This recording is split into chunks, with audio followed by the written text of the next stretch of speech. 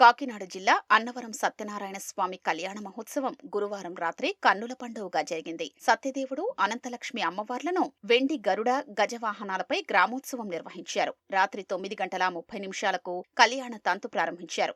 సుందరంగా తీర్చిదిద్దిన కళ్యాణ వేదికపై స్వామి అమ్మవార్లను, ఆ పక్కనే పెండ్లి పెద్దలు సీతారాముల వారిని ఆసీనుల్ని చేసి కళ్యాణం నిర్వహించారు.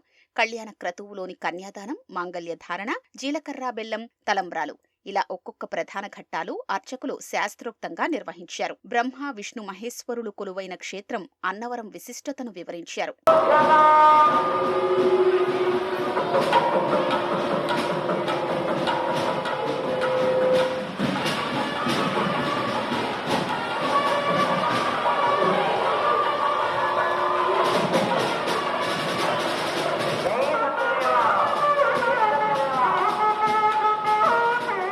తిరుమల తిరుపతి దేవస్థానం ప్రతినిధులు స్వామి అమ్మవార్లకు పట్టువస్త్రాల్ని సమర్పించారు. సుముహూర్త సమయాన స్వామి అమ్మవార్లు ఒకరి శిరస్సులపై ఒకరు జీలకర్ర బెల్లం మిశ్రమం పెట్టడం, మాంగళ్యధారణ, ముత్యాల తలంబ్రాలు వేసే ఘట్టాలు భక్తుల్ని ఆనంద పరవశంలో ముంచెత్తాయి.